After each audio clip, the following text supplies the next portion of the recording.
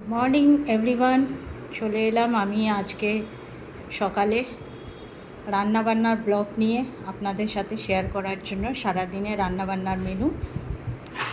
তো প্রচণ্ড গরম পড়েছে, আপনাদের এখানে কেমন গরম পড়েছে জানাবেন, আর খুব খুব খুব ভালোবাসা দেবেন আমার ভিডিওসতে।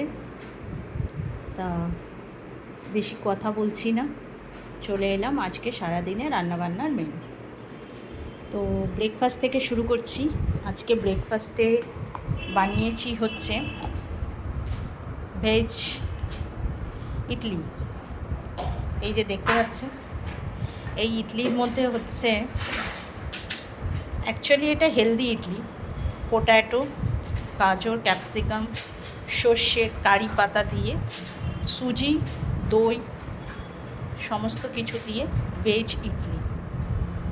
তো আজকে আমি হেলদি ব্রেকফাস্ট করব।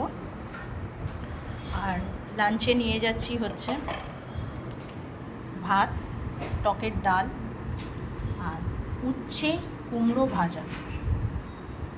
এই হচ্ছে আমার আজকে লাঞ্চ। তার সাথে একটা স্পেশাল জিনিস হচ্ছে, আজকে আমি একটু মাছ কিনেছিলাম, তার সাথে আমি একটু তেল পেয়েছিলাম। তো তেলটা ফেলবো কেন, তাই তেল দিয়ে পটল, বেগুন, আলু, তেল সমস্ত কিছু দিয়ে একটা চচ্চড়ি করেছি। এই যে খুবই লোভনীয়, খেতেও খুবই দারুণ। আর নাইটে ডিনারে হচ্ছে আমার এই উচ্ছে কুমড়ো ভাজা থাকবে, এখানে রাইস আছে, আর এখানে লাল লাল ডিম আলু কষা আর একটুখানি তেলের চচ্চড়ি আছে।